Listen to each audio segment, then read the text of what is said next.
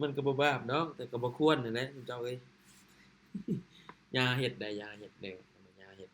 บ่ดีเจ้าโอเคเขาเนาะเป็นสิ่งที่บ่ดีเฮาก็บ่เฮ็ดได้ทุกคนเด้เขาเนาะมื้อนี้นี่จะขึ้นมาแบ่งปันนิดหนึ่งเนาะใครที่ว่าจะเข้าร่วมก็เข้าก็ดีเขาเนาะบ่เข้าก็เป็นหยังเนาะคือสำหรับในรอบนี้ก็อาจจะมาแบ่งปันการหัวข้อคิดนิดหนึ่งเนาะในการเทรดเฮานี่แหละสำหรับในการอันนี้ก็เว้าตลอดแหละบ่ว่าจะเป็นวินัยเนาะการที่เฮาก็ได้เว้าตลอดแม่นบ่เนาะได้เว้าตลอดเลยทุกคนเนาะวินัยนี่บ่ว่าจะเฮ็ดหยังก็ยังได้เว้าคืนเนาะคือวันนี้อยากให้คำนึงถึงความสำคัญเนาะในการมีวินัยในเวลาเทรดนะเนาะคือเฮาว่าแล้วเนาะนี่หัวข้อตามที่แปะไว้เนี่ย discipline เท่ากับเท่ากับ success เนาะก็คือวินัยเท่ากับให้ความสำเร็จนะที่จะมาแบ่งปันให้มื้อนี้ก็ลองเฮาเข้าฟังเบิ่งเด้อเด้อลองเข้าฟังเบิ่งคือมื้อนี้ก็บ่มีหยังหลายก็เนาะแบ่งปันนิดหนึ่ง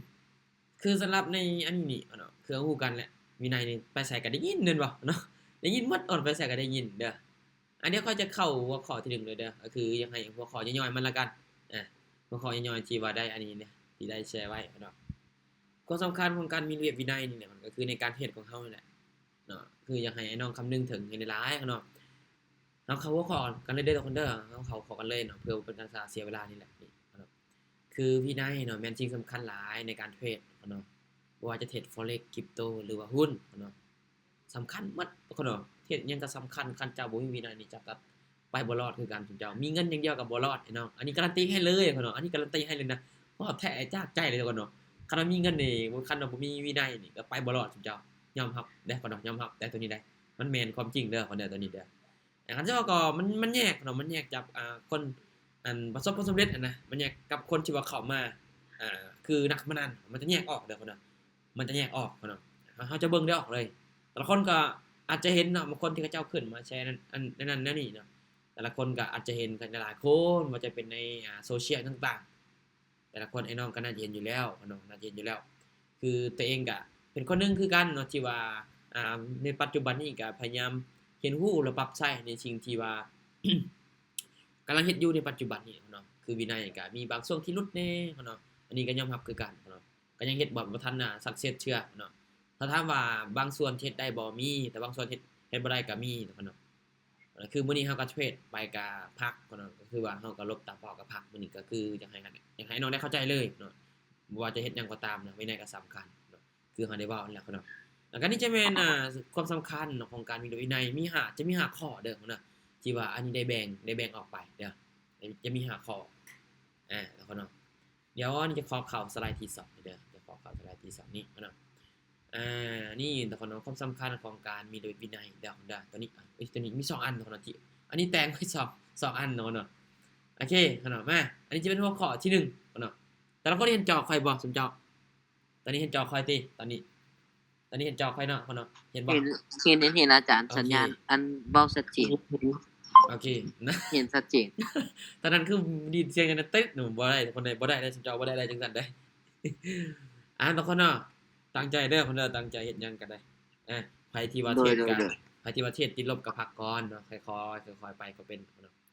คืออันที่1ทุกคนเนาะอยากให้น้องได้เข้าใจเลยทุกคนเนาะวินัยน่ะมันจะช่วยควบคุมอารมณ์เราได้ดีเนาะวินัยนี่เนาะคือมันเป็นคำเว้าที่ว่าสั้นเนาะเป็นคำเว้าที่ว่าสั้นนะแต่ว่าหลายคนก็ยังเฮ็ดบ่ได้เชื่อแม่นบ่แม้กระทั่งตัวข้อยเองแม้กระทั่งตัวข้อยเองบางมื้อก็อาจจะบ่เป็นตามแผนก็มีเนาะแต่ก็บ่ให้แบบมันหลุดหลายคือมันช่วยควบคุมแบบใดเนาะคือในการเทรดนี่เนาะมันเป็นการตัดสินใจสูงได้เนาะการสิเว้าในการเทรดเนาะเพราะว่าเฮาคือยิ่งแบบเฮาเทรดในออปชันอยู่นี่เนาะก็คือเห็นประมวลผลเห็นใน1นาทีนะครับยิ่งเลยจุ๊จ้ะยิ่งในการตัดสินใจของเฮานี่สำคัญเนาะสำคัญมือเฮานี่แหละตัดสินใจปึ๊บมือเฮากดปั๊บเนาะสำคัญเลยคันว่าไปผิดทางเฮาก็เสีย 100% คันว่าเฮาไปถึงทางเฮาก็ได้ตามที่อันนี้เพิ่นแบ่งให้เนาะเป็นหยังจึงบอกว่าให้น้องมีความวินัยหลายในการเทรดคนเนาะแต่ละคนเฮ็ดปัจจุบันนี้แต่ละคนก็น่าจะรู้แต่ว่าแต่ละคนยังบ่ทันปรับใช้เทื่อคือบางเทื่อเนาะก็มีความกังวลได้เนาะหรือตื่นเต้นนะในช่วงตลาดที่ในช่วงตลาดกำลังเคลื่อนไหวนะเวลาไอ้น้องจะออกออร์เดอร์นั่นแหละไอ้น้องก็ตื่นเต้นบ่จะกดออกออร์เดอร์ก็มือสั่นมือสั่นตัวนี้มือสั่นเนาะโอ้จะออกออร์เดอร์นี่สั่นออกไปแล้วก็ยังสั่นอีกเนาะเนาะยังสั่นยังกังวลอยู่นะยังกังวลอยู่เด้ คือมันสิว่าก็อาจจะอันที่1เด้อสาเหตุเดี๋ยวขอเว้าสาเหตุตัวนี้สาเหตุเกิดจากเฮาบ่กล้าอาจจะบ่มีความมั่นใจแน่บอกกับทุนที่เฮาเอามาเป็นเงินฮ้อนบ่หรือว่าเฮาเข้าช่วงตลาดที่แบบว่ามันสวิงเกินไปบ่หรือว่าใจเฮานี่แหละมันบ่นิ่งปานใดคืออยากให้น้องลองทบทวนเบิ่งเด้อในการตัดสินใจนี่ก็สำคัญได้อ่าคือระเบียบวินัยจะช่วยให้เจ้าเนาะบ่เฮ็ดตามอารมณ์เนาะอย่างเช่นเนาะเมื่อเจ้ามันจะเสียตามเป้าเนาะหรือว่าได้ตามเป้าจะหยุดทันทีเนาะอันนี้แม่นระเบียบวินัยเดี๋ยวอันนี้จะสรุปสั้นๆให้เนาะให้สรุปสั้นๆให้น้องเฮาตีความหมายเอาว่าคำว่าวินัยเนาะวินัยมันสวยอีหยังได้หลายได้เนาะบ่ว่าเฮ็ดธุรกิจเนาะว่าจะเฮ็ดหยังก็ตามนะเรียนหนังสือเฮ็ดเวียกเฮ็ดงานคือกันเนาะคันบ่มีวินัยนี่ก็อาจจะไปบ่ฮอดเป้าหมายเนาะอันนี้เว้าแท้เลยเนาะอันนี้เว้าแท้เนาะอันนี้นี่คือคำว่าวินัยนี่เฮาเว้ากันมาตลอดนับตั้งแต่เข้ามาในวงการเพศพู้นแหละเว้ากันมาตั้งแต่พู้นแหละเนาะก็ยังแบบแต่ละคนก็ยังคือยังทวนคืนที่ซะยังได้ทวนคืนยังได้เว้าซ้ำอีกเนาะเพราะว่ามันเป็นสิ่งที่ว่าทุกคนที่ว่าขาดบ่ได้เด้เนาะคันว่าขาดตัวนี้ขาดหม้อนี้ไปนี่แสดงว่าเฮาไปบ่ฮอดแน่นอนเจ้า ไปบ่ฮอดแน่นอนอันนี้การันตีให้เลยไปบ่ฮอดเจ้าคือจะถามว่าคือตัวเองเนาะจะถามว่ามาฮอดในจุดนี้ได้จังได๋ก็ล้มลุกคลุกคลานเนาะค่อยปรับค่อยใส่ค่อยเปลี่ยนค่อยแปลงมันก็บ่ได้เปลี่ยนอาศัยเวลาเพียง1มื้อ2มื้อที่จะเปลี่ยนแปลงสำเร็จบาดเดียวเนาะโอ้เนาะบ่มีเนาะบ่มีเนาะมันขึ้นอยู่กับเฮาพู้นแหละเนาะว่าเฮานี่จะมันศึกษากับมันหลายปานใดเนาะคือเฮาเว้าแหละเนาะคือตามอันนี้นะเนาะคือเวลาเฮาเทรดนะเนาะแต่ละคนคำนึงถึงวินัยในหลายเจ้าคำนึงถึงวินัยในหลายเนาะสติมาปัญญาเกิดเนาะเนาะอันนี้พระพุทธเจ้าบอกสติมาปัญญาเกิดแน่นอนเจ้าเนาะแค่ค่อยเนาะแค่ค่อยเฮ็ดแค่ค่อยเป็นแค่ค่อยไปเจ้าบ่ฟ้าวเชื่อแล้วบ่ฟ้าวเชื่อได้ในเฮ็ดที่แบบอีหยังมันใจร้อนนะวูบๆวาบนะอย่าฟ้าวเนาะอย่าฟ้าวเชื่ออยากให้นึกอีกนิดนึงเนาะอย่าฟ้าวเชื่อทบทวนมาก่อนค่อยๆก่อนใจเย็นๆไว้เนาะเราต้องฮู้ทันตัวเองได้คันบ่นี่เฮ็ดหยังก็บ่ยากเจ้าที่จะไปฮอดเป้าได้ยากเด้บ่ว่าแค่การเทรดดอกยากเฮ็ดหยังก็ตามเนาะคันว่าใจร้อนเนี่ยโอ้ยอันนี้เคยแล้วเนาะเคยเป็นนี่แหละแต่ละคนเคยเป็น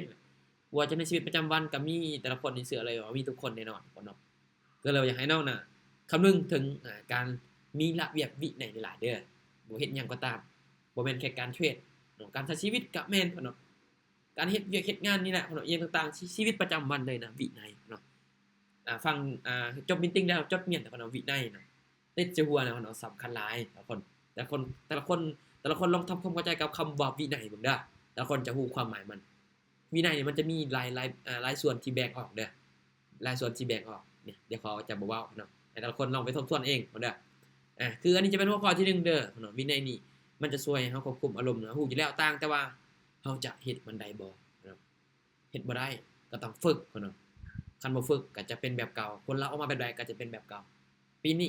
ปีบางแล้วนี่เป็นแบบเก่าปีหน้าก็ยังเป็นแบบเก่าอีกปีต่อมาก็ยังเป็นแบบเก่าอีกคันว่าเฮาปรับเปลี่ยนบ่ได้เนาะอย่าโทษตลาดอย่าโทษคนอื่นจงมาเบิ่งที่ตนเองเบิ่งต้นเหตุจะว่ามันเกิดจากหยังอันนี้จะแม่นคำว่าวินัยให้น้องได้เข้าใจเด้อโอเคเนาะอันนี้จะเป็นหัวข้อที่1เด้อจะเป็นหัวข้อสั้นๆเนาะเนาะที่จะแบ่งปันให้เนาะเนาะเดี๋ยวเราจะเข้าหัวข้อของนี่เนาะหัวข้อที่2เนาะหัวข้อที่2ก็อุ๊ยเนาะสัญญาณจากซ้ายนี่เจ้าหัวข้อที่2นี่ก็จะเป็นแผนการเนาะแผนการได้วินัยนี่เนาะวินัยมันก็ยังช่วยรักษาแผนการเทรดเนาะวินัยนี่เนาะมันจะช่วยให้เฮารักษาแผนการเทรดถ้าว่าเฮามีวินัยแล้วเนาะแผนที่เฮาวางไว้เฮาวางมามันบ่มากออกดอกเจ้าเชื่อค่อยนี่ถ้าพวกเจ้ามีวินัยกับตัวเองนะที่พวกเจ้าวางมาแต่แรกจดแต้มคักแน่แหละเฮ็ดระบบเทรดระบบดีคักแน่แล้วแต่เนาะถ้าว่าเฮาปฏิบัติบ่ได้มันก็ยากแต่ถ้าว่าเฮาปฏิบัติได้โอ้ยเนาะทางนี้แบบมีหยังมาขัดขวางก็ยังจะไปได้เจ้าเนาะบ่รู้สงสารเฮาไปฮอดเป้าหมายได้เนาะเด้อหัวข้อที่2เนาะวินัยเดี๋ยวจะช่วยรักษาแผนการเทรดเนาะคนมีระเบียบวินัยเนาะจะติดตามแผนการเทรดเนาะแผนการเทรดของตัวเองนี่แหละเนาะแผนการซื้อขายนี่แหละเนาะของตัวเองเนาะฮู้จักเนาะคือลักษณะแบบเฮาออกออเดอร์นะเนาะในการเข้าซื้อในการเข้าขายนะฮู้จักตั้ง stop loss อีกเนาะมือเฮาเสียเฮาได้ตามเป้าเนาะเก็บกำไรก็ให้มันฮู้ให้มันตรงเป๊ะๆนะเนาะให้ก็คือให้เฮาฮู้เลยว่าเฮาเก็บกำไรประมาณนี้โอเคถ้าบ่ได้บ่เป็นหยังเฮาก็พักบ่ต้องฝืนเนาะบ่ต้องฝืนเด้อเนาะบ่ต้องฝืนนะเนาะอันนี้มันยังให้กับไอ้น้องฝืนปานใดเจ้าอยากให้ไอ้น้องกับทุกคนน่ะ เมื่อเฮาเสียตามเป้าแล้วก็อย่าแค่แค้นซะเขาเนาะแก้แค้นไปก็ยิ่งลบซุมเจ้าอันนี้เว้าแท้เด้ซุมเจ้าเด้อมันเป็นลักษณะแบบว่าแต่ละคนยังแบบรู้สึกอยากร้ายนะก็เข้าใจอยากร้ายแต่ว่าเมื่อเฮามันเฮ็ดหยังบ่ได้ในตอนนั้นเฮาก็คือให้ฮู้ว่าเฮาเสียไปแล้วในตอนนั้นน่ะเขาเนาะมันเขาว่าเขาจะเอาบัดเดียวปึ๊บในตอนนั้นเนี่ยโอ้ยเขาเนาะยากแล้วเขาเนาะยากแล้วก็มีแต่ว่าอยากให้ไอ้น้องนั่นสำคัญเด้ออันนี้เวลาอันนี้เข้าเทศน์เนี่ยสำคัญนะอันนี้จะตั้งเป้าเสียชัดเจนโลดเนาะเป้าได้อันนี้จะบ่ชัดเจนปานใดเขาเนาะเป้าได้เนี่ยก็คือตลาดงามจะเก็บถ้าว่าพลาดโอเค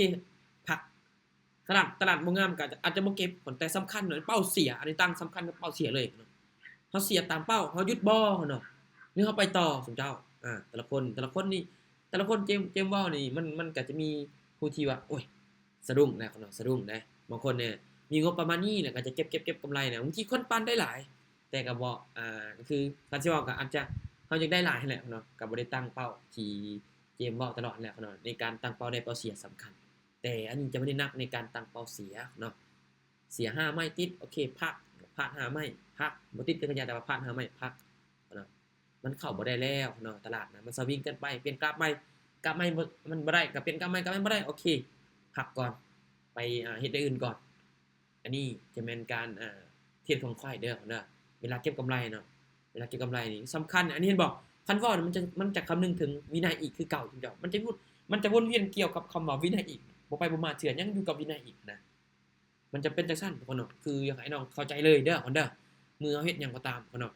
ต้องคำนึงถึงวินัยเนาะวินัยมันจะช่วยได้หลายคันว่าเฮ็ดหยังก็ตามมันช่วยได้หลายจังเจ้าเนาะคือในการเทรดนี่ก็คืออยากให้เฮานี่รู้จักตั้งเป้าได้เป้าเสียกับตัวเองเนาะเก็บกำไรเอาชี้ตัวเองไว้อย่าเฮ็ดให้จนพอตแตกว่าซี่ซะเนาะคนเด้ออยากให้น้องได้เข้าใจจังซี่ซุมเจ้าค่อยๆเรียนรู้จดบันทึกตัวใดที่ว่าเฮาพลาดเฮาเฮ็ดหยังบ่ได้เทื่อเฮาจดเฮาค่อยๆแก้ปรับปรุงปรึกษาเนาะคนเก่งก็มีหลายคนเนาะเฮาต้องหมั่นศึกษาเฮาต้องหมั่นถามเขาเจ้าได้คนเด้อเก่งแบบเงียบๆคนเนาะหรือว่าเฮาจะเก่งแล้วไปถามอีกคนอื่นอันนั้นว่าเก่งแล้วไปถามคนอื่นซะนั้นเขาเจ้าเอิ้นว่าคนฉลาดเนาะคนฉลาดเก่งก็ยังไปถามอีกคนอื่นเพราะว่าเฮาจะคู่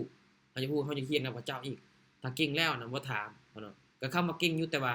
เลือกเอาว่าเฮาจะเก่งแบบฉลาดหรือว่าจะเก่งแบบบ่ไปบ่มาแบบคันชอบภาษาบ้านเฮาก็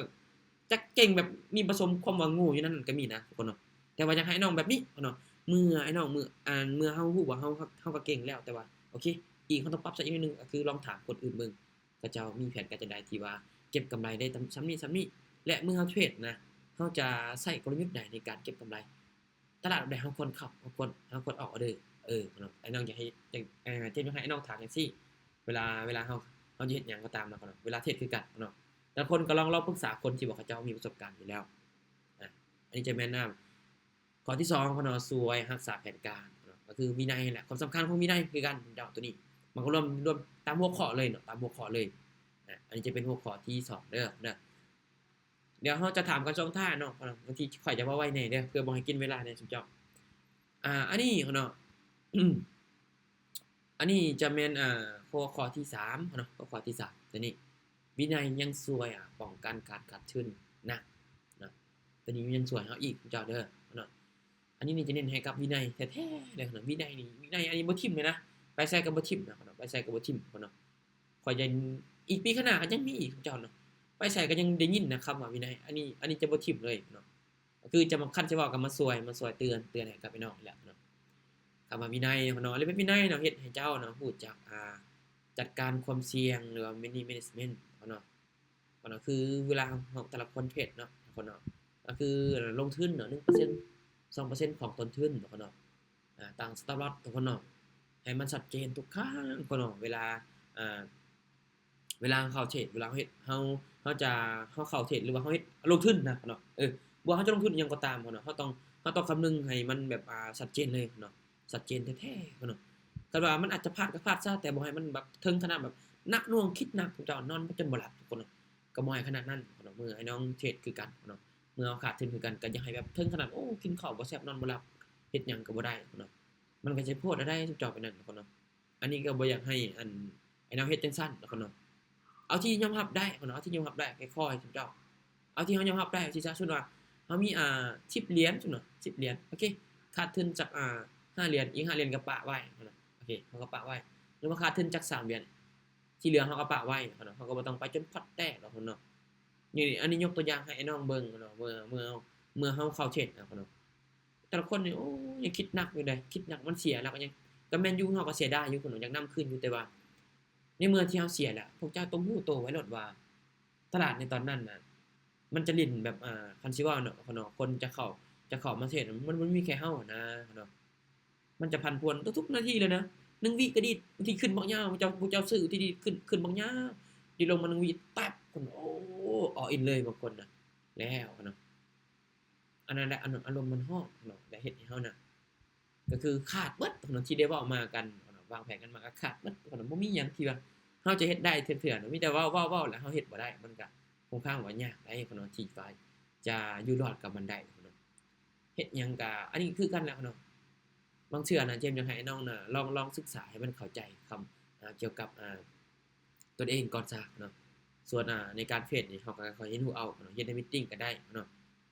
ศึกษากับตัวเองให้เฮาเนี่ยเข้าใจกับตัวเองก่อนว่าในแต่ละมื้อเนาะเฮาจะควรฝึกอิหยังก่อนเนาะควรเฮ็ดหยังก่อนในแต่ละมื้อนะเนาะสิ่งมันก็คืออยากให้มันเป็นชีวิตประจำวันเลยว่าซี่ซะให้มันเป็นชีวิตประจำวันเลยเนาะเมื่อเฮาจะเฮ็ดหยังก็ลองฝึกไปนำเนาะลองฝึกไปนำเฮ็ดจากสิ่งเล็กๆน้อยๆเบิ่งจากที่ว่าตื่นสายก็ลองตื่นเช้าเบิ่งเนาะลองฝึกเบิ่งลองฝึกไปน้อยๆเอาเนาะลองฝึกค่อยๆค่อยๆไปจนเจ้าอันนี้ก็ในแต่ละมื้อก็บางมื้อก็ลืมแหน่บางมื้อก็เฮ็ดแหน่อันนี้ก็ยังขาดก็บ่สม่ำเสมอบ่ได้แต่ว่าก็ยังได้เฮ็ดเนาะเมื่อใดที่แบบรู้สึกขี้คร้านนี่ก็บ่ได้แล้วเนาะต้องหาแนวมากระตุ้นเฮาบางทีข้อยก็จะมักฟังเพลงบ่แล้วก็ฟังพอดแคสต์บ่เนาะเฮ็ดให้มันปลุกไฟแล้วก็โอเคจากนั้นก็บางทีก็ไปออกกำลังกายบางทีก็ร้องเพลงเนาะแล้วก็มาฝึกเฮ็ดในสิ่งที่บ่อยากเฮ็ดฝึกเอาเนาะฝึกเอาเนาะฝึกอันนี้ก็ฝึกคือกันเด้แต่ละมื้อนี่เด้บ่แม่นว่าข้อยจะบ่เทรดได้ดีโมนี่ก็เจ้าข้อยเทรดคือกันได้บางมื้อข้อยพลาด5ไม่ก็มีดีโมนะบางมื้อน่ะข้อยพลาดก็มีทุกคนเนาะอันนี้ก็ลองแล้วอันนี้ก็ลองเฮ็ดคือกันเนาะเว้นว่าอันนี้จะบ่ได้เทรดได้ดีโมก็ได้ฝึกเอาส่วนเอางบมา100นึงแล้วค่อยบริหารค่อยก็เก็บกำไรค่อยๆค่อยๆเก็บคือกันเนาะบ่แม่นว่าเข้ามาแล้วจะเก่งเลยอันนี้ก็เฮ็ดบ่ได้คือกันเจ้าอันนี้ก็ได้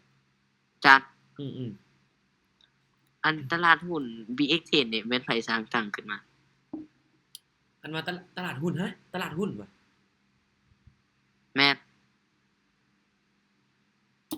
ตัวนี้นี่เขาเจ้าบ่ได้ระบุตัวตนคันว่าตลาดหุ้นคันว่าหุ้นกับของ BX นี่มันก็อยู่ในคริปโตอันเดียวนั่นแหละคันสิเว้าในคริปโตก็มันจะใส่ชื่อของอันต่างประเทศนะที่เขาเจ้าแฝงใส่ชื่ออิหยังเขาเจ้าเอิ้นว่าซาโตชินากาโมโตะนะเขาเจ้าก็คือเขาเจ้าก็สร้าง Bitcoin คันว่าหุ้นเนาะก็เนาะหุ้นมันก็จะแตกต่างกันกับอันนี้ได้คริปโตได้หุ้นมันจะเป็นคันสิว่าก็อาจจะเป็นพวกอันสินค้าที่แบบเขาจะเอิ้นได้ว่าอยู่ในอันระบบของอันนี้นะเนาะดิจิทัลเนาะแต่ว่ามันจะแตกต่างกับในกระดานเทรดของเฮาเนาะถ้าถามว่ามันมีบ่ให้เฮาเก็บมันมีเนาะแต่มันจะแตกต่างกับตัวนี้เนาะคือหุ้นการค้าเด้ลักษณะจังซั่นนะความหมายมันก็จะเป็นจังซั่นถ้าถามว่าไผสร้างต่างขึ้นมาบ่คือตัวนี้นี่อันนี้ก็บ่สามารถที่จะระบุตัวตนได้เขาเจ้าก็อาจจะใส่ชื่อของ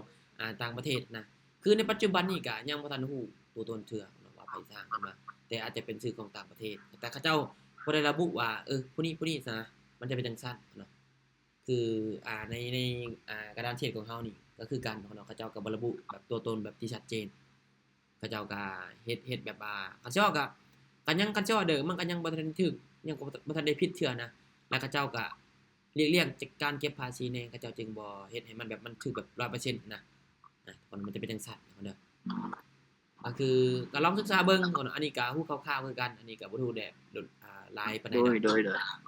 อันนี้ฮู้คร่าวๆ แล้วอาจารย์อันตัวอันเขาลงทุนเป็นอาทิตย์แล้วเป็นเดือนนั่นแหละจ้ะนั่นเขาเอิ้นตลาดหยัง คือตัวนั้นน่ะมันก็อยู่ในคริปโตนั่นแหละมันอยู่ในคริปโตคือกันแต่มันจะเป็นมันอาจจะเป็นสกุลเงินของแต่ละเหรียญน่ะนะแต่ละเหรียญอันนี้ก็ซื้อไว้คือกันอันนี้ก็ได้เป็นอาชีพอันนี้ก็เทรดคือกันแต่ว่า ตลาด BX ซื้อระยะยาวได้บ่อาจารย์ ได้เดี๋ยวอันนี้ขออธิบายก่อนเด้อเดี๋ยวส่งท้ายจะอธิบายให้นำหลังได้เดี๋ยวจะอธิบายให้โอเคเนาะ อันนี้จะแม่นหัวข้อที่3เด้อเด้อป้องกันการขาดเชิญเนาะเดี๋ยวเราจะไปหัวข้อที่4เนาะเดี๋ยวเราจะอธิบายกันช่วงท้ายเด้อสำหรับในกระดานเทรดของBX ก็เนาะในเห็นกราฟเลยเนาะนี่จะเป็นหัวข้อที่4เด้อเนาะจะเป็นหัวข้อที่4ของเฮาเนาะหัวข้อที่4นี่เนาะเนาะเนาะสัญญาณขึ้นจะสะได้บ่นี่โอเคหัวข้อที่4นี่เนาะวินัยยังช่วยให้เห็นผมเห็นผลร่วมบวกหรือหลายกว่าเนาะคือเห็นผลร่วมของเฮานะที่ว่าเฮาได้เทรดมาที่เฮาได้สรุปมาเนาะ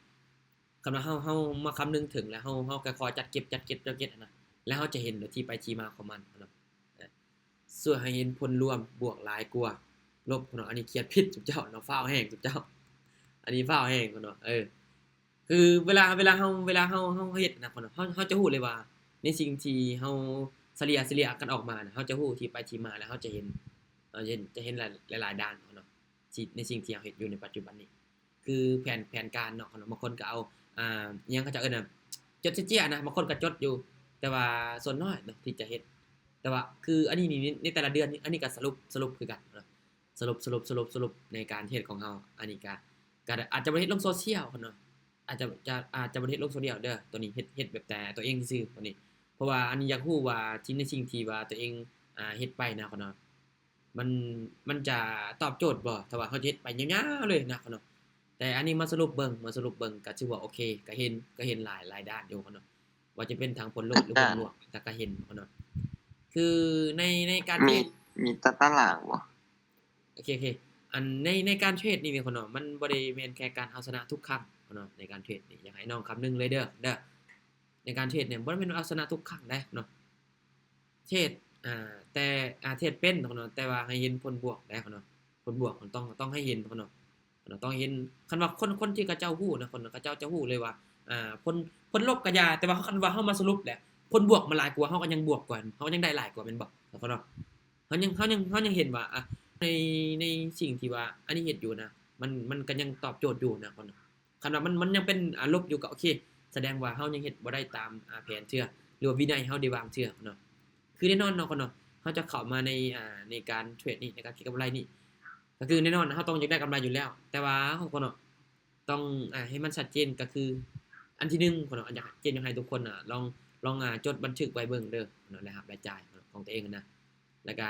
เวลาเฉลี่ยเฉลี่ยคือกันเนาะเวลาเฮาเทรดนะแบ่งผลกำไรนะเฉลี่ยเบิ่งเนาะว่ามันจะสมมุติว่ามีงบ40เหรียญเนาะแล้วเก็บในแต่ละอาทิตย์ก็ได้เนาะหรือว่าในแต่ละมื้อก็ได้เนาะถอนออกแล้วก็จดอันนี้อยากให้น้องฮู้จักเด้อฮู้จักหลายๆตัวคำว่าจดแต้มบันทึกไว้เนาะจึงจะฮู้ผลโดยรวมของตัวเองนะเนาะคือวินัยแล้วจะช่วยให้เจ้าเนาะอยู่ร่วมกับตลาดเนาะได้โดนเฮ็ดแล้วก็ยังช่วยให้เฮาได้มีประสบการณ์ได้ดีอีกเนาะคำว่าวินัยเนาะเฮาจะฮู้เลยนะเนาะคันว่าสมมุติเฮาผิดพลาดปึ๊บโอเคแต่ว่าเฮายังมีวินัยอยู่คำว่าวินัยเนาะก็บ่แม่นว่าเฮาจะบ่พลาดได้เนาะก็พลาดกันแต่ว่าเฮาจะฮู้วิธีแก้ได้ไวขึ้นเจ้าเนาะพลาดปึ๊บโอเคแสดงว่าเฮามาเรียบๆเบิ่งโอ้มันพลาดจุดนี้โอเคเฮาจะเปลี่ยนจุดนี้แหละมันเกิดจากจุดตัวนี้แหละเฮาก็ลองเอามาเบิ่งลองมาเปลี่ยนเบิ่งแล้วมันก็คือเฮาบ่ต้องไปซอกบ่ต้องแบบเฮาบ่ต้องไปแบบไปค้นหานะความหมายของบ่ต้องไปค้นหาแล้วเฮาฮู้แล้วเด้ว่าจุดนี้มันเกิดจากตัวนี้แล้วเฮาโอเคเฮาต้องมาเปลี่ยนแปลงบริเวณนี้ต้องซ่อมจุดนี้ให้มันได้แล้วเฮาจะไปต่ออีกได้ดีอีกเนาะอันนี้แล้วอยากให้น้องได้เข้าใจได้หลายเนาะคำว่าวินัยนี่เนาะช่วยให้เฮาได้หลายบ่ว่าจะเฮ็ดหยังก็ยังได้ช่วยคือเก่าเนาะวินัยเนาะอันนี้นี่บ่เนาะอันติดไว้เด้อันนี้ติดไว้เลยเนาะอันติดไว้เลยอันนี้ฮู้ว่าก็คือเฮ็ดจังได๋เนาะได้เข้าใจจังซี่เด้ออันเฮาเริ่มใหม่ได้เนาะเฮาเริ่มใหม่ได้เมื่อเฮาผิดพลาดแต่เนาะคันว่าเฮามีวินัยวินัยหลายกว่าเนาะมันจะดีบ่เนาะมันจะดีหลายกว่าบ่เนาะผิดพลาดบ่เป็นหยังเฮาเริ่มใหม่ได้แต่ว่าคันว่าเริ่มใหม่นี่ทุกคนคิดเบิ่งว่าคันว่าล้มแต่ละมีเฮ็ดหยังก็แบบเฮาก็คือคำว่าอยากให้น้องได้เข้าใจจังซี่เนาะมันก็สามารถเริ่มใหม่ได้อยู่แต่ว่าเมื่อเฮาอยากเริ่มใหม่น่ะแต่ละคนจะมีสภาพจิตใจน่ะมันจะคือเก่าบ่เนาะนะทุกคนเนาะคันว่าให้ล้มก็บ่ให้ซ้ำห้อยเก่าซะเนาะคันว่าล้มก็บ่ให้ซ้ำห้อยเก่าเนาะค่อยๆคันว่าล้มก็ล้มทำให้แน่โอเคเฮาจังจะฮู้นะอันนี้บ่ได้ก็ พอตแตกเกิดจากตัวเก่าที่เคยเป็นเกิดจากตัวเก่าที่เคยเป็นมันก็ค่อนข้างว่าโอ้เนาะสิใช้เวลาในการคันว่าบ่จริงบ่จังกับมันก็ค่อนข้างว่ายากเด้ที่จะไปได้รอดเนาะยากคือกันตัวน่ะยากคือกันคันว่าเฮาจะไปได้รอดนะยากอันนี้ตอบเลยว่ายากคันว่าเฮาบ่เฮ็ดตามที่ว่าเฮาได้วางแผนกันแล้วก็ฝึกมันนะในแต่ละมื้ออันนี้ก็บ่ฮู้ดอกว่าแต่ละคนได้เฮ็ดหยังแหน่แต่ละคนก็มีเวียกอยู่แล้วแต่ว่า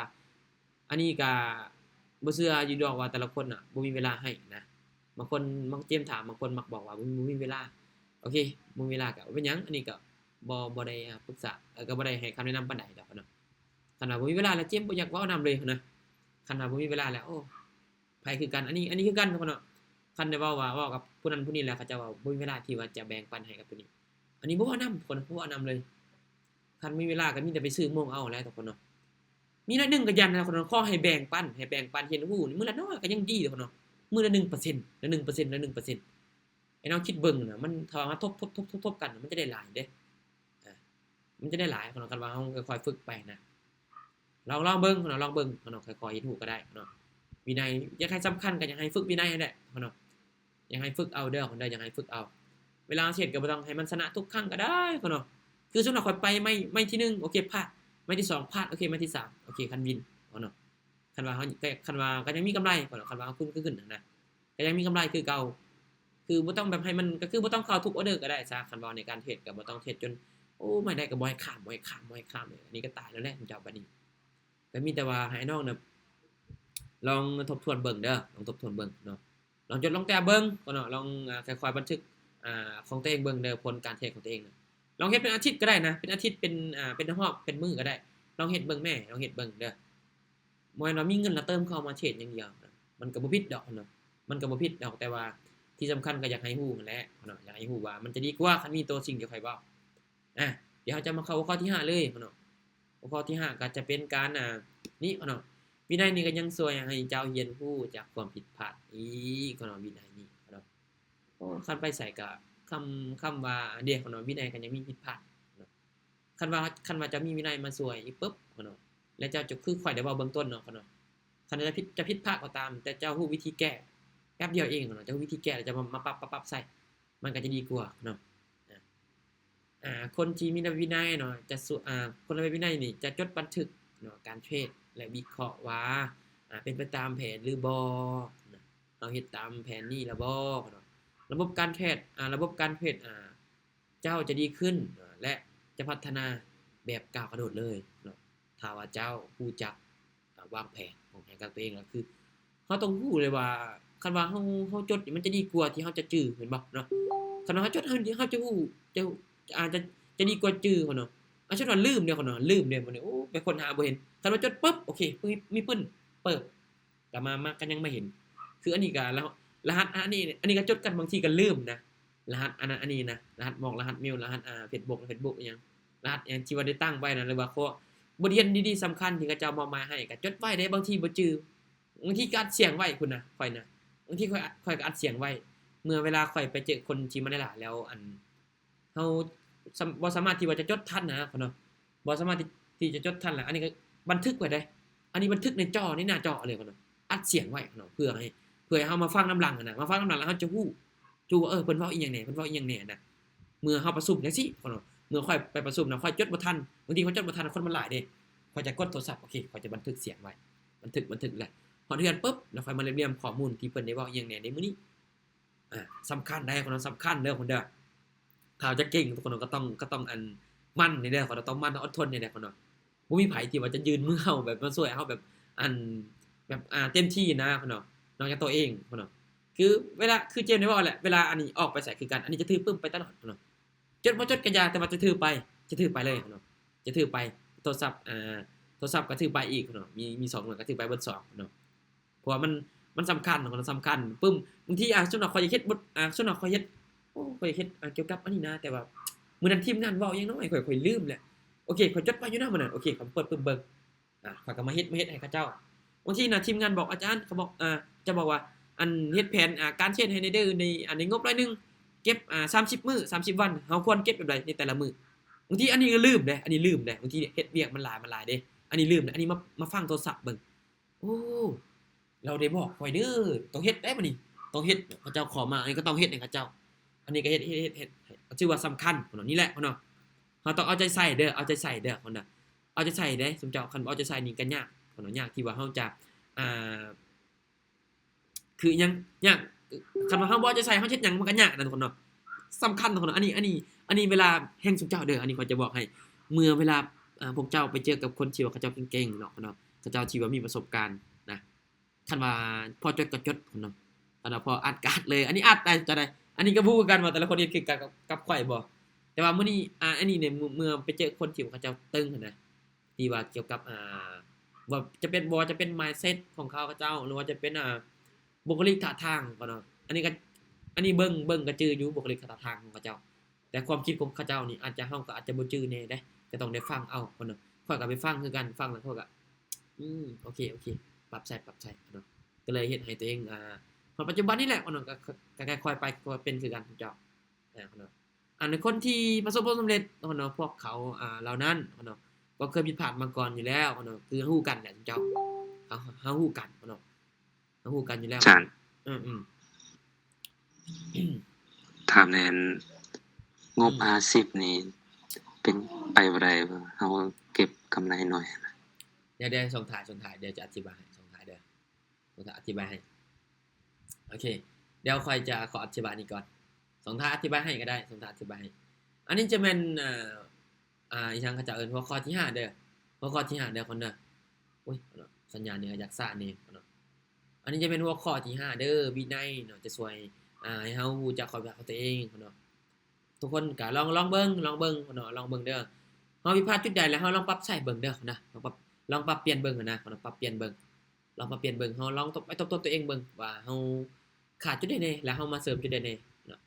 คือว่าแต่ละคนมีจุดแข็งอันนี้โอเคเฮาต้องพัฒนาตัวนั้นให้มันแข็งกว่าเก่าส่วนจุดอ่อนก็อย่ามันเนาะก็อย่ามันเฮาบ่ฟ้าวเทื่อลองเอาตัวที่เฮาสิ่งที่เฮาถนัดก่อนลองอันนั้นเบิ่งสิ่งที่เฮาถนัดอันนั้นลองผลมีดคันสิว่าก็สมมุติว่ามีดเล่มนี้เนาะมันอาจจะบ่ทันแหลมแต่ว่าเฮามีมีดเล่มนึงนะที่ว่าเฮาเริ่มต้นน่ะลองพ่นให้มันแหลมก่อนให้มันเข้าก่อนแล้วเฮาต้องไปเล่มอื่นนะเนาะลองเบิ่งเจ้าลองเบิ่งเดี๋ยวปึ้มก็ซื้อไว้มาเมียนก็จดเนาะแล้วก็เฮ็ดค่อยๆฝึกนะเนาะมันจะก็คือเวลาพวกเจ้าเริ่มต้นมันจะมีช่วงที่ว่าอีหยังว่าสิว่าเหตุการณ์อันนี้เกิดกับตัวเองอยู่แหละ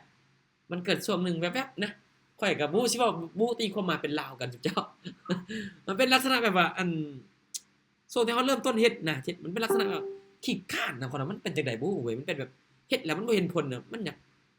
โอ้แบบอิหยังวะเฮ็ดจังซี่วะนะมันจะเป็นจังซั่นนะข่อยก็บ่รู้สิเว้ากันซุมเจ้ามันเฮ็ดแล้วเฮ็ดไปแล้วแบบก็คือคันสิเว้ากับเฮาก็ใจร้อนโพดแน่นะเพื่อเฮ็ดอิหยังเฮ็ดให้มันได้บัดเดียวบางคนเฮ็ดไปเดือน1 2เดือนแล้วบ่เห็นผลน่ะมันก็อยากเซาเด้บางคนน่ะอยากเซาเด้อันนี้ทุกคนเนาะคือค่อยน่ะค่อยเริ่มเฮ็ดแล้วมันเกิดจากอะไรก็บ่รู้คือกันว่ามันจะเกิดจากอิหยังนี่นั่นแหละทุกคนเนาะเวลาเริ่มต้นคันเฮาเรียนอืมคันเฮาไปเทศคันเฮาไปเอาติดลบประมาณเฮาใช้เทคนิคเฮาบ่ถึกเฮาติดลบประมาณเฮาก็แบบป่วยขี้คร้านเลยอาจารย์บ่อยากเรียนเลยนั่นเด้มันจะเป็นจังซั่นแหละก็คือคันเจ้าก็เวลาคือเฮาเฮ็ดเสียเนาะอันที่1เด้ออันที่1นี่จิตใจพวกเจ้าจากที่ว่า 100% ลดลงมาแล้วจิตใจ 100% ลดลงมาแล้วนะเมื่อเฮาเฮ็ดเสียเมื่อที่พวกเจ้ากดออกเอาเด้อแม้กระทั่งพวกเจ้ากดออกเอาเด้อกดปั๊บคนน่ะปั๊บโอเคจากที่ว่า100ลดลงมาแล้ว90 80 50แล้วมันนี่ได้มันจะเป็นจังซั่นได้คนเนาะนั่นแหละคนเนาะมันเกิดจากคันเจ้าก็เสียสุขภาพจิตแน่นึงคนเนาะคันว่าเฮาบ่ทันอันนั้นเทื่อนะก็คือคันเจ้าก็บาดแผลก็ยังบ่ทันหลายพอพื้นที่ว่าจะเฮ็ดให้เฮาน่ะมีแรงผลักดันที่ว่าจะฝึกให้มันหลายกว่านี้ขึ้นนะเนาะเมื่อพวกเจ้าเจ็บหลายพอให้แล้วโอเคพวกเจ้าจะฮู้เองเนาะอย่างกีฬาบางคนน่ะติดลบเป็นเท่าไรพันพุ่นแหละเนาะจึงจะฮู้จักจึงจะรู้สึกคืออันนี้นี่บ่ให้เว้าเด้เนาะอันนี้นี่ก็ยังเหลือใจคือกันส่วนนั้นข้อยก็เหลือใจคือกันได้เนาะเหลือใจคือกันแต่ว่าโอเคบ่เป็นหยังเหลือใจก็อย่ามันบ่เป็นหยังเพราะว่ามันสิ่งที่เสียไปแล้วก็เสียไปก็โอเคมีแต่มาเน้นมาพัฒนาตัวเองต่อไปก็เลยเฮ็ดให้เฮาจนกลับกู้มาสถานการณ์มาฮอดจุดนี้ได้เนาะคันบ่นี่อันนี้ก็โอ้เกือบบ่รอดคือกันเจ้าเองคันว่าสิให้เราประสบการณ์นึงมาเล่ามื้อนี้ก็บ่เบิดทุกคนเนาะอันนี้จะเป็นหัวข้อที่5เด้อคนเด้อวินัยจะช่วยให้เฮาเรียนยังช่วยให้เจ้านี่เรียนรู้ จะความผิดพลาดอีกเนาะเนาะโอเคเนาะเนาะคือเฮาได้เว้ากันแล้วเดี๋ยวเฮาจะมาสรุปกันหน่อยนึงเนาะเฮาจะมาสรุปกันหน่อยนึงเนาะบ่หลายมื้อนี้เนาะบ่หลายดอกเนาะสำหรับบทเรียนที่ว่าจะแบ่งปันให้สรุปให้เข้าใจง่ายๆเลยเนาะหลักการของการมีวินัยเนาะเนาะแม่นจะนำพาเฮาไปสู่ความสำเร็จเนาะเนาะถ้าเจ้าบ่มีวินัยเนาะก็เหมือนขับรถโดยบ่มีแผนที่สุดท้ายเจ้าก็อาจจะไปผิดทางเนาะแบบนั้นเจ้าคือลักษณะแบบว่าถ้าว่าเฮาบ่ฮู้จุดหมายปลายทางเนาะที่ว่าเฮาจะไปนั่นน่ะมันก็ยากที่ว่าเฮาจะไปได้ฮอดเนาะไปฮอดอาจจะไปช้าบางทีไปช้าบางทีบางคนน่ะไปผิดทางเนาะไปผิดทางก็คือไปแบบไปสิบ่ฮอดจักเทื่อน่ะสมมุติว่าจะไปจุดนี้เท่านั้นแต่ว่าบ่ฮู้ว่าโอเคว่าเฮาจะก็คือปักหมุดนะหรือแผนที่เฮานะเนาะคือบ่สมมุติว่าเอาแม่นสมมุติว่าพวกเจ้าอยากไปบ้านนั้นเฮือนนี้แต่พวกเขาบ่ฮู้นะพวกเขาบ่ฮู้ว่าเขาเจ้าอยู่บ่อนใดนะเนาะเขาเจ้าบ่เขาเจ้าบ่อยู่บ่อนใดแล้วเฮาบ่ฮู้นะและไอ้น้องลองคิดเบิ่งว่าเฮาจะสามารถไปถึงทางได้บ่เนาะเห็นบ่เนาะแต่ละคนลองคิดเบิ่งเด้อลองคิดเบิ่งคำว่าวินัยเนาะ2คำสั้นๆเนาะ2คำสั้นๆลองย้ำเบิ่งเด้อลองย้ำเบิ่ง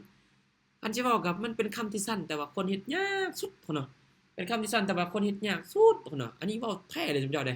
แม้กระทั่งโตเขาเองคือกันทุกคนเนาะอันนี้ก็บางครั้งเขาก็ยอมกันได้บางครั้งแต่เป็นหยังข้อยจึงบ่ยอมแพ้เนาะเดี๋ยวข้อยจะเว้าสู่ฟังนิดนึงคือมันเป็นจังซี่ทุกคนเนาะเมื่อเฮาเฮ็ดแล้วมันบ่เห็นผลลัพธ์นะมันบ่เห็นผลลัพธ์เฮ็ดไปก็ท้อบ่เฮ็ดคือเอาง่ายๆคือเฮ็ดไปก็ติดลบนะเฮ็ดไปก็ติดลบจะเฮ็ดหยังนะอันนี้อยากเว้าให้ฟังเด้อคนน่ะคือตัวนี้เนาะเป็นหยังจึงว่าเฮ็ดให้ตัวเองน่ะบุกบืนขึ้นกว่าเก่าเนาะมันก็อิงหลายปัจจัยแน่เนาะเพราะว่าเฮาเฮ็ดในทางนี้เนาะเนาะคือคันสิว่าบางคนก็จะเอาอาชีพนี้เป็นอาชีพหลักในการเงินสิจ้าเนาะคันว่าเฮาบ่เก่งบ่บึกบืนกับมันก็ค่อนข้างว่าที่ว่าจะไปได้ยากแถมเนาะบางทีนะข้อยก็อาจจะเอาอาชีพนี้น่ะเนาะในแต่ละเดือนหรือว่าในเดือนใดที่ว่าได้หลายจากการเทรดก็จะส่งเมื่อทางบ้านเนาะส่งมาทางบ้านในคันว่าเฮาเฮ็ดมันบ่เต็มที่มันบ่ได้ไอ้น้องลองคิดเบิ่งไอ้น้องลองคิดเบิ่งว่าคันว่าเฮาอิหยังเขาจะเอิ้นว่าคันว่าเฮาบ่คือคันสิว่าก็ผู้เป็นเสาหลักจะเข้าใจนะเนาะจะเข้าใจได้ดีเลยเนาะคันว่าเฮาบ่ทนนะเนาะบ่ทนบ่บึกบืนให้ในสิ่งที่ว่าเฮาเฮ็ดอยู่เนาะมันก็ยากเห็นบ่ที่ว่าเฮาจะไปได้ฮอดเนาะในการเทรดก็คือกันเนาะคันว่าเฮาบ่มันศึกษามันรู้กับมันแล้วเฮาตั้งใจว่าจะเอาเงินนำมาลงทุนปึ๊บเนาะแต่ว่าเฮาบ่ศึกษาไอ้น้องลองคิดเบิ่งนะว่ามันจะไปได้รอดบ่เนาะสมมุติว่ามีเงิน100ล้าน100ล้านปึ๊บบ่มีความรู้บัดนี้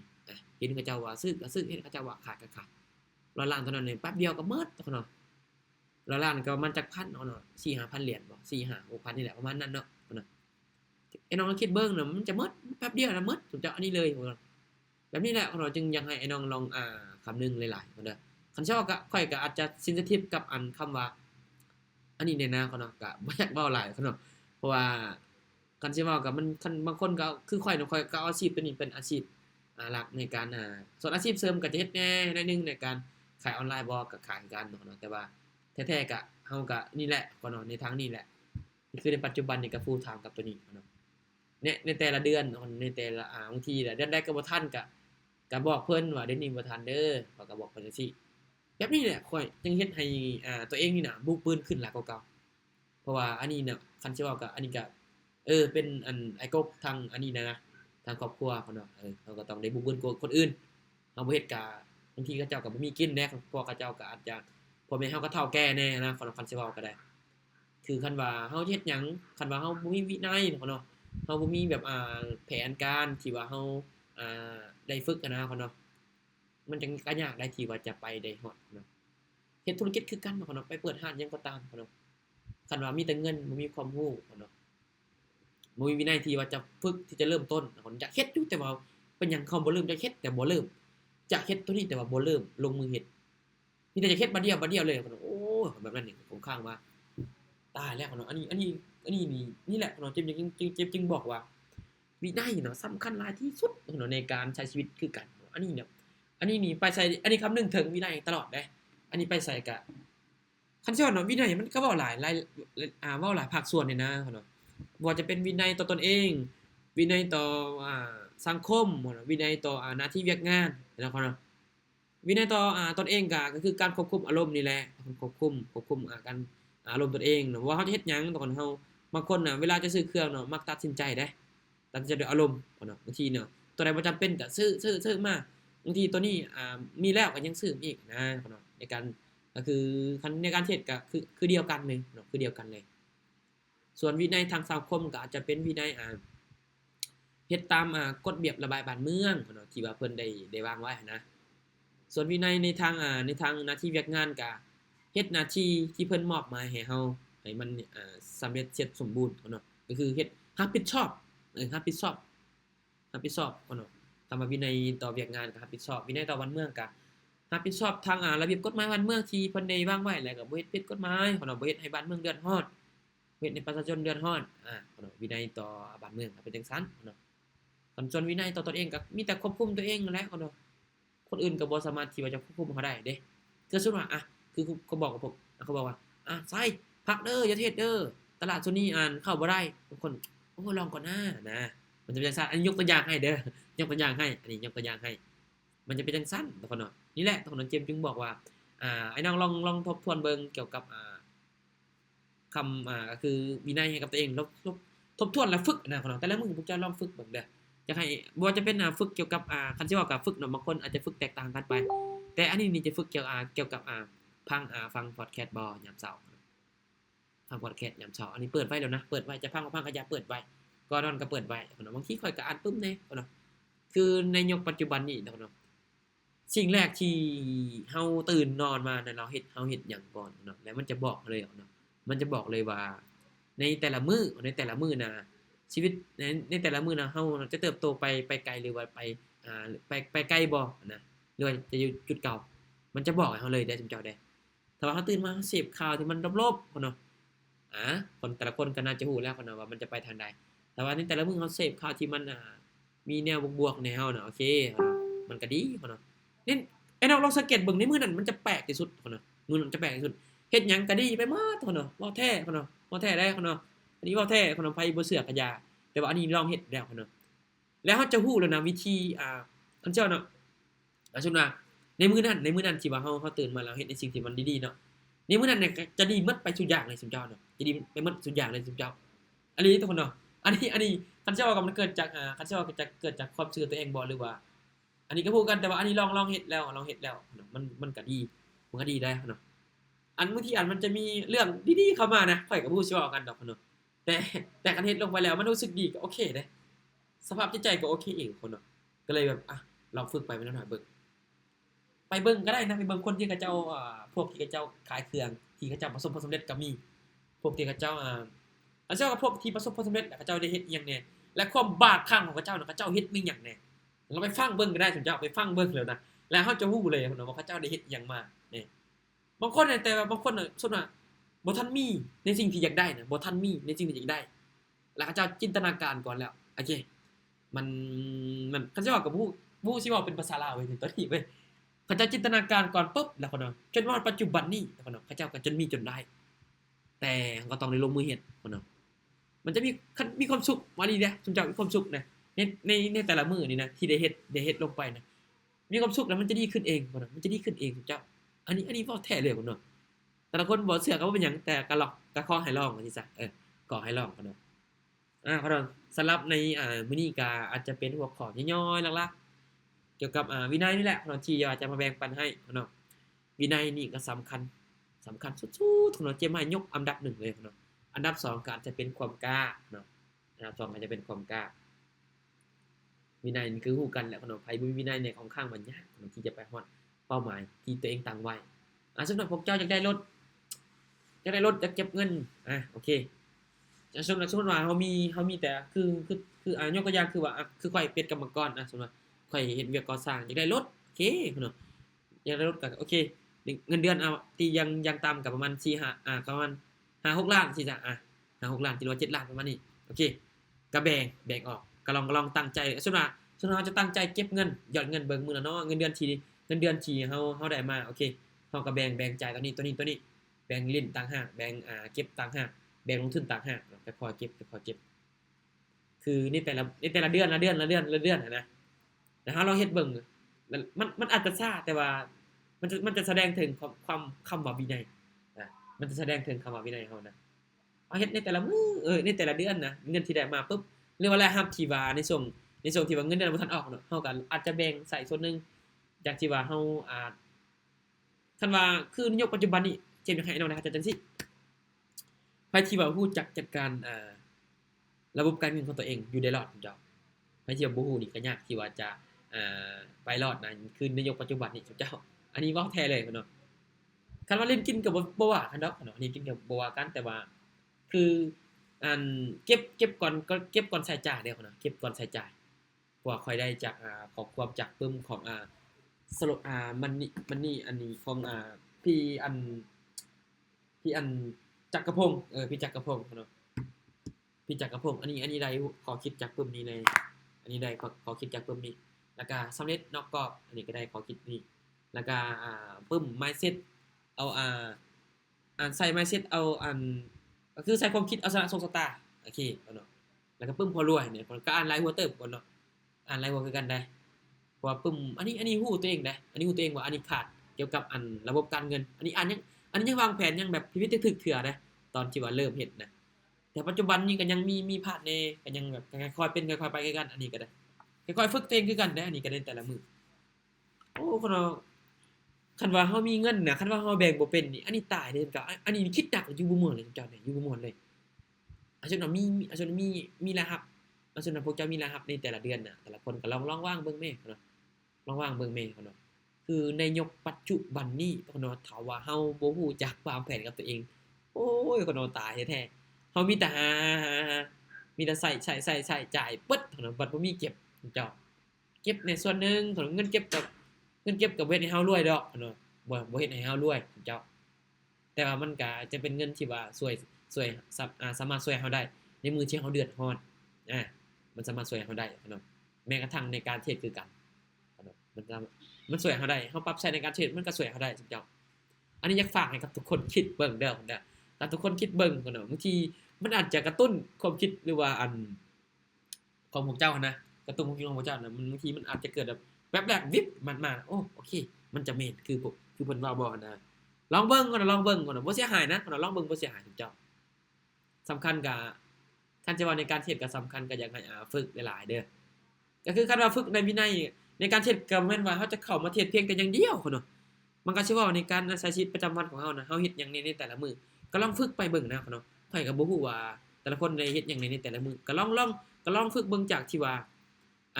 คือเอาเริ่มจากจุดน้อยๆซะจากที่ว่าตื่นสวยก็เริ่มตื่นเช้าๆเบิ่งจากที่ว่านอนดึกก็ลองนอนแต่ว่าค่ำเบิ่งตัวแรงเบิ่งเนาะลองเฮ็ดจังซี่ก็ได้จากที่ว่าอาบน้ำดึกก็ลองอาบน้ำแต่ว่าเว้นเบิ่งเด้อจากที่ว่ากินข้าวดึกก็ลองกินข้าวแต่ว่าเว้นเบิ่งจากที่ว่ามักมากินข้าวตอนดึกนะพ่นเนาะก็ลองลดเบิ่งเด้อลดผ่อนลงพ่นเนาะบ่ต้องที่ว่ามันเฮ็ดให้เฮาน่ะรู้สึกแบบว่าความสุขชั่วคราวซื่อนะเนาะแต่มันมีผลกระทบต่ออนาคตนะบ่อยากให้คิดจังซั่นเด้อพ่นเด้อก็คือมันอาจจะยากแน่เจ้าอาจจะยอมรับว่ายากแน่พ่นเนาะแต่ว่าคันว่าเฮาเฮ็ดมาเรื่อยๆแล้วมันก็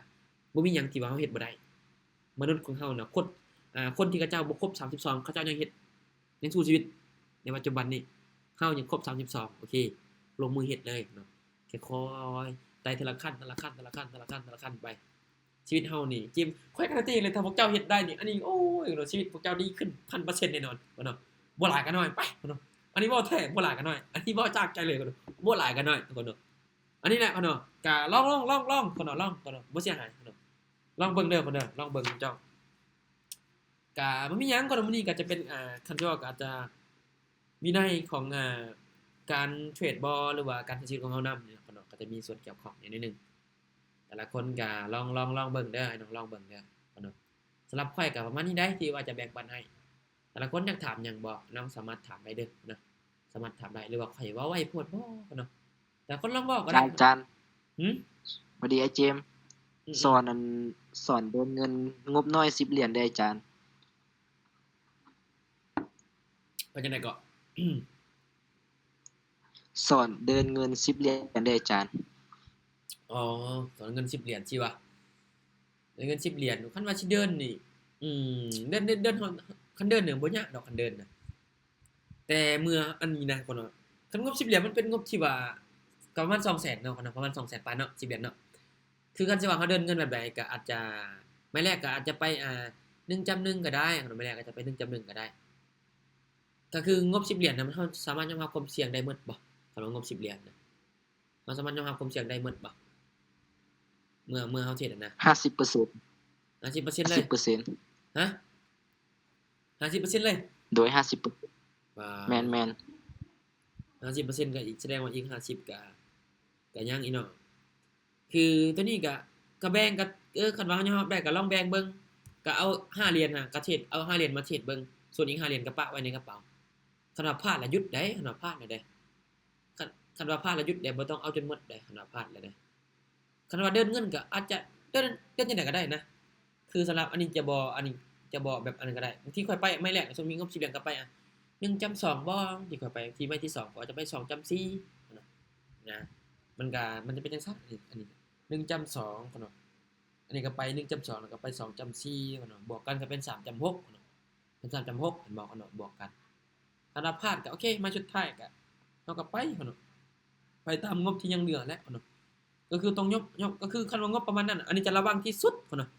จะบ่เข้าในตลาดที่มันสวิงได้อันนี้จะระวังที่สุดเลยพุ่นเนาะบางทีน่ะอันนี้จะบ่เทรดซ้ำพุ่นเนาะอันนี้จะบ่เทรดซ้ำแต่ว่าอันนี้มักเทรดตอนที่ว่าตลาดนิ่งๆนะตลาดนิ่งๆนะถ้าถามว่าเดินเงินก็อาจจะไป1.1ก็ได้คือตัวว่าก็ได้1.1เนาะ1.1ไป1.1เฮาก็ค่อยเดินเงินก็ได้นะค่อยเดินเงินไป1.1พุ่นเนาะแต่ไปที่2เอาไป2จำ2เบิ่งก็ได้เนาะมันก็เป็น3.3เด้ไม่แล้วเฮามันก็เป็น3.3เนาะ2อันมาบวกเฮามาที่ไม่ที่3เฮาก็อาจจะไปอัน3เหรียญก็ได้หรือว่า2เหรียญก็ได้เฮาจะไปนะเพราะว่างบเฮามันบ่หลายเด้เฮาเดินจังซั่นก็ได้หรือว่าไม่แรกจะทดสอบเบิ่งไปไม่1เหรียญก็ได้ไป1เหรียญก็ได้บ่ต้องไปใหญ่ก็ได้เพราะว่างบเฮาสำนั้นมันอาจจะค่อนข้างว่าอันตื่นเต้นแน่ตื่นเต้นแน่คุณเจ้าแล้วคนออกไปนี่ย้านอันนี้แต่ละคนไว้เชื่อเลยย้านเจอตลาดสวิงนี่โอ้ยแต่คนบ่กล้านำซ้ำนะย้านซ้ำพุ่นเนาะเมื่ออันนี้ลองเบิ่งแล้วอันนี้ก็ลองเบิ่งคือกันพุ่นเนาะแต่สำคัญก็คันสิว่าเดินเงินเนาะเดินเงินก็บ่สำคัญปานใดนะเจมว่าเดินเงินก็บ่สำคัญปานใดแต่สำคัญเมื่อที่ว่าเฮากำไรน่ะที่ว่าเฮาจะเก็บกำไรน่ะมันคันสิเว้าก็มันสูงหรือมันต่ำบ่หรือว่าเฮาเสียน่ะเฮาจะเสียก็คือตัวยอมรับความเสี่ยงได้เนาะ50%ก็แสดงว่าหมดเลยโอเคพุ่นเนาะก็ต้องหยุดเฮาเสียก็ต้องเฮ็ดคือเจมบอกก็ได้ไม่แรกก็จะไป1.1ก็ได้หรือว่า1เหรียญก็ได้ไม่แรกนะก็ค่อยๆเก็บอันนี้ก็คันว่างบ10ประมาณนี้อันนี้ก็บางทีก็อาจจะบริหารรายบ่ได้นะบางทีเขาเจอไม่มั่นใจข่อยก็จะไป2เหรียญเลยนะข่อยก็บริหารเลยก็คือต้องแลกแน่นะเพราะงบที่เอามาเขายอมรับได้นะประมาณนั้นถ้าถามว่าเขาจะเก็บกำไรก็โอเคจัก2-3เหรียญเบิ่งพอแล้วบ่เก็บหลายดอกเพราะว่าตลาดมันก็บ่ได้งามเสมอไปนะอันนี้นี่ถ้าว่าเขาวางจังซี่มันอาจจะเฮ็ดได้แต่ชั่วคราวซื่อแล้วมาหลังจากนั้นก็อาจจะปิวจะเป็นจังซั่นมีแต่แนะนำให้ได้กำไรแล้วก็ถอนออกเลยซะถอนออกเลยคืออันนี้นี่บางทีทีมงานเขาจะเอามาถอน1เหรียญ2เหรียญอันนี้ก็ถอนให้เขาจะเจ๊ก็ถอนให้เขาเจ้าทีมงานของฝ่ายเองนะเขาเจ้าเก็บกำไร1เหรียญ2เหรียญเขาเจ้าบ่อยากซื้อนั่นซื้อนี่โอเคถอนให้เขาเจ้าได้ฮู้ว่าคุณค่าของเงินได้มาจากการเทรดมันสามารถซื้อสิ่งของได้โอเคอันนี้ก็ถอนให้1เหรียญ2เหรียญนี่ก็ถอนให้ถ้าถามว่าอันนี้มันก็ ขอบใจจ้ะ สำหรับอันนี้ก็บ่มีหยังหลาย ขอบใจต ที่ ลาด จะแบ่ จ้ะ งปันให้มื้อนี้โอเคลองเบิ่งเด้อลองเบิ่งลองเบิ่งก็ได้เทรดที่มุมก่อนก็ได้เราจะบริหารจังได๋ก็ลองเบิ่ง งั้น อือ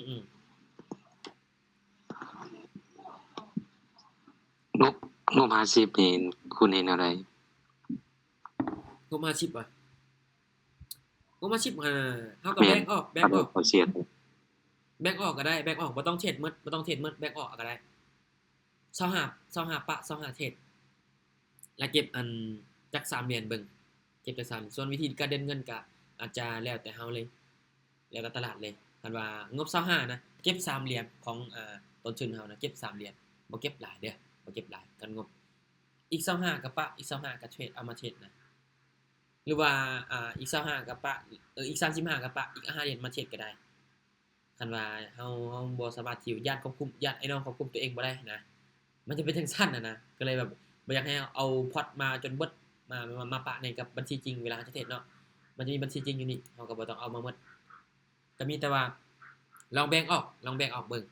25เอามาเทศอีก25ก็ปะไว้แล้วเฮาก็บริหารเอางบ25เหรียญนะเฮาบริหารเบิ่งเอาก็ได้เก็บ3เหรียญก็ได้งบ25เหรียญเก็บ3เหรียญก็ได้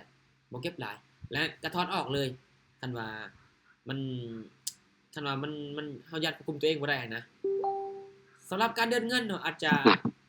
ไปไม่น้อยก็ได้นั่นแหละเริ่มต้น1เหรียญก็ได้ทดสอบเบิ่งตลาดกัน1เหรียญเบิ่งหรือว่า2เหรียญเบิ่งก็แล้วแต่เฮาที่จะเดินเงินถ้าว่าเฮายอมรับความเสี่ยงได้หมด50เหรียญเนาะก็อาจจะเก็บอัน5เหรียญเบิ่ง5เหรียญเบิ่งตามสุดก็5เหรียญแล้วก็3เหรียญบ่ต้องเก็บฮอด10ก็ได้เพราะว่าเฮาคุมเงินเนาะมันก็ค่อนข้างว่าจะซุ่มเสี่ยงเนี่ยยิ่งตลาดมันสวิงอะนะมันก็ค่อนข้างว่าที่ว่าจะเฮ็ดให้เฮาน่ะย่านที่ว่าคุมบ่ได้นะคุมบ่ได้นะบ่แม่นหยังดอกเพราะอันนี้เคยอันนี้แหละมันก็เลยแบบมันเป็นปมเลยนะที่ว่าจะมาบอกให้เบิ่งก็มีแต่แบ่งเอาเบิ่งเด้อสำคัญแบ่งออกแล้วก็ส่วนหนึงก็อาจจะไว้หรือว่าส่วนหนึงอาจจะถอนออกนะก็บ่ต้องเข้าทุกไม้อีกเวลาเทรดก็บ่ต้องเข้าทุกไม้พยายามจับจังหวะดีๆตลาดนะเราพยายามเข้าเบิ่งแท่งเทียนแม่เบิ่งแท่งเทียนที่ว่าเขาเทรดในปัจจุบันนั่นแล้วก็มันแล้วก็เบิ่งฐานมันแล้วเข้าตามอดีตมันนะแล้วเข้าตามโซนเก่าของมันและเบิ่งแท่งเทียนแท่งเทียนมีผลกระทบต่อจำนวนคนเนาะสมมุติว่ามีแฮงซื้อขึ้นไปปึ๊บแสดงว่าตลาดในปัจจุบันน่ะส่วนมันลงมาเนาะมันลงมาเนี่ยแล้วมันมีแฮงซื้อดันขึ้นแสดงว่าคนจะถ่าซื้อนี่เริ่มเข้ามาแล้วเนาะคืออันมันเกิดจากว่าคันสิว่ากับกลุ่มคนที่ว่าจะถ่าซื้อนี่ก็บ่งบอกแล้วถ้ามันยิ่งที่มันตับมันติดฐานหับเนาะมันติดฐานหับนี่ยิ่งจุดนั้นน่ะถ้าฐานหับที่มันแข็งแรงน่ะมันจะซัดราคาขึ้นไปต่อเนาะคือบางครั้งน่ะอันนี้ก็บ่ได้เข้าทุกจุดเด้อันนี้เทรดเด้อันนี้ก็บ่ได้เข้าทุกจุดดอกอันนี้เข้าบางจุดซื่อๆอันแต่ว่าอันนี้ไปไม่ใหญ่แน่เนาะไป20 30 50 60บางทีก็ไป100นึงไปไม่ที่ว่าอันนี้มั่นใจนะตามที่ว่าประสบการณ์ที่ว่าอันนี้เทรดมามันก็เลยเฮ็ดให้เฮาแบบอันนี้นะบวกกับต้นทุนแน่ต้นทุนที่แตกต่างกันแต่ว่าสำคัญก็คืออันตัวว่าแหละNK ว่าแหละสำคัญก็ค่อยๆบริหารเบิ่งบ่ต้องเก็บมันให้บาทเดียวก็ได้นะค่อยๆบริหารก็ได้ค่อยๆเก็บก็ได้เข้าตามจุดเก่าแล้วชุดว่ามีงบ50โอเคจุดมันตามฐานที่ว่าแข็งแรงยกตัวอย่างเด้อตามฐานที่มันแข็งแรงแล้วโอเคจุดนี้โอเคเฮาจะไปจาก5เหรียญก็ได้10เหรียญก็ได้ก็แล้วแต่เฮาแต่ว่าต้องยอมรับมันได้อันนี้เป็นคำแนะนำสั้นๆซื่อๆแต่มันก็บ่ใช่เฮาอยู่กับตลาดโดนเกินไปเห็นบ่เมื่อเฮาพลาดก็หยุดเมื่อเฮาได้ก็โอเคก็หยุดนี่คือลักษณะว่าพอตชิ่งนะพอตชิ่งเลยนะแต่มันก็บ่ได้นอนมันก็บ่ได้นอนแต่สำคัญก็ค่อยๆบริหารเอาก็ดีคือกันจะแตกต่างกันคนที่เขาเจ้าแนะนำให้เฮาก็จะแตกต่างกันนิดนึงแต่สำหรับอันนี้ก็ประมาณนี้เด้อประมาณนี้เดี๋ยวมีตติ้งนำพาเทศพุ่นแหละเดี๋ยวจะแนะนำให้เพิ่มเติมเด้อเดี๋ยวจะมีติดลบหลายเดี๋ยวล้างไมค์ก็ได้จ้ะฮะมื้อนี้ติดลบหลายหาก็เติมมื้อเช้าติดลบหลายวันใดมื้อนี้35ปอจบงบเฮา4-50พุ่นว่ะแม่นบ่งบเฮาเป็น4-50พุ่นว่ะแม่นเติมมื้อเช้าโอ้เหลืออยู่ประมาณ20ปลายบ่หรือว่า10ปลายยังเหลือ15พุ่นนะจบเทรดจนอันนี้แหละเนาะเฮาบ่ได้ตั้งเป้าเสียนะครับเพิ่นเองนะมันจะเป็นจังซั่นนะสมเจ้าคือสมมุติมีงบ50เหรียญแล้วเฮาแบ่งออกเบิ่งแม่เนาะแบ่งออกเบิ่งแล้วเฮาจะบ่เทรดหมดใน50นะเฮาแบ่งออกครึ่งนึงเอามาเทรดโอเคสมมุติเฮาพลาดตามเป้าสมมุติเฮาพลาดจัก3ไม้บ่หรือพลาดจักก็คือพลาดจัก3เหรียญนะเฮาพลาดกันโอเคติดลบ3เหรียญโอเคพักหรือว่าติดลบ5เหรียญเหลือ20ได้เห็นบ่ติดลบ3เหรียญก็ติดลบ3เหรียญก็ยังเหลือ22เหรียญเนาะ22เหรียญเนาะติดลบอยู่3เหรียญก็ยังเหลืออยู่22ก็โอเคก็พักก่อนส่วนติดลบอยู่3เหรียญก็ยังเหลืออยู่เนาะมันก็ยังบ่หมดนะติดลบ5เหรียญก็ยังเหลือ20ก็ค่อยๆเก็บเอาแบบนี้เนาะแบ่งเอาแม่แบ่งเอาจะเทรดจนหมดแม่เอาแม่พวกเจ้าลองเฮ็ดจังซี่มึงแม่พวกเจ้าอันนี้คันค่อยเว้าบ่ถึงพวกเจ้าเตะค่อยโนดเด้ออันพวกเจ้าเอาจนพวกเจ้ามีงบ100นึงซุนะแม่พวกเจ้าเอางบมาจนหมดเลยนะพวกเจ้าออกมาได้มันใส่บัญชีจริงนะ แล้วพวกเจ้าเห็นงบมันหลายเนี่ยพวกเจ้าจะไปต่อเลยพวกเจ้าเสียนะพวกเจ้าจะบ่หยุดดอกอันนี้การันตีให้เลยเนาะอันนี้การันตีให้เลยพวกเจ้าจะบ่หยุดดอกพวกเจ้าจะไปต่อเลยแหละเมื่อเฮาพอมันเห็นงบหลายเด้มันยังมีงบอยู่เด้แต่พวกเจ้าไปต่อน่ะโอ้ยพอแตกแล้วแหละในมื้อนั้นน่ะอันนี้บอกทีมงานแล้วบางคนเขาเจ้าก็ฟังคนก็บ่ฟังก็เอาเป็นหยังก็ได้บทเรียนไปแน่บ่ฟังก็ได้ก็เป็นการดีครับตัวเองเดี๋ยวเราพอกันในมีตติ้งตอนนั้นเด้อมีตติ้งอันนั้นพาเทศเด้อเดี๋ยวขอสากแม็กก่อนแต่คนพอเข้าใจบ่เข้าใจบ่เดี๋ยวขอในมีตติ้งเทศพุ่นแหละเดี๋ยวจะวิเคราะห์ตลาดไปนำแล้วก็จะค่อยๆอธิบายเข้าโซนนั้นโซนนี้เนาะพอมีตติ้งนี้ก็จะเป็นมีตติ้งอันแชร์บทเรียนนิดนึงในการควบคุมอารมณ์ตัวเองนี่แหละโอเคเนาะ เข้าใจเข้าใจ โอเคเดี๋ยวพอกันในมีตติ้งเด้อแต่ละคนเด้อใส่มันรับเราบ่าวใส่คนรอนี่ รับแล้วบ่จักนี่ ยังฟังอยู่อาจารย์ คือว่ารับในอ้อมกอดผู้สาวบ่ได้ที่ ยากแน่คิดลบหลาย ที่ลบหลาโอเคเดี๋ยวจะวางแผนให้เดี๋ยวหลังไมค์ก็ได้เด้อเดี๋ยวจะวางแผนให้ กับการเทรดนี่โอ้บ่ไหวติเดี๋ยวนี้แต่ละคนเทรดเนี่ยโอ้ นั่นบ่รับเลย นั่นเห็นบ่บอกแล้วบอกกับว่าองกี้นี่นะองกี้นี่นะเห็นบ่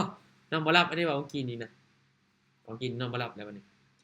น้องสำหรับในรอบนี้ประมาณนี้แหละน้องที่ว่าไอ้น้องเขาร่วมนำกันกับขอบใจหลายๆเด้อน้องที่ว่ามารับฟังคนๆนึงที่ว่าเว้าเป็นชั่วโมงนี่น้องก็ขอบใจคือกันไอ้น้องเฮาก็หวังว่าแต่ละคนก็ซึมซับในเรื่องของเด้อบ่หลายกันน้อยน้องก็ขอบใจไอ้น้องทุกคนหลายๆแต่ละคนก็ใครจะอยู่นี่ก็ตั้งใจหลายตั้งใจที่ฟังโอเคเนาะเนาะ ใจจ้าขอบใจ โอเค thank you เนาะ thank you เด้อเดี๋ยวพอกันในมีตติ้งเทรดเด้อเดี๋ยวพอกันในมีตติ้งเทรดเดี๋ยวขอบใจเด้อขอบใจคือกันนะไอ้น้องเฮา พี่ครับขอบใจ โอเคเดี๋ยวพอกันเด้อเดี๋ยวพอกันในมีตติ้งเทรดเด้อโอเคเนาะ thank you วันนี้ยังมีอีกว่าอาจารย์จากโมงนี่ มื้อนี้ว่ะมื้อนี้มีอัน 9:00 9:30 พุ่นแหละ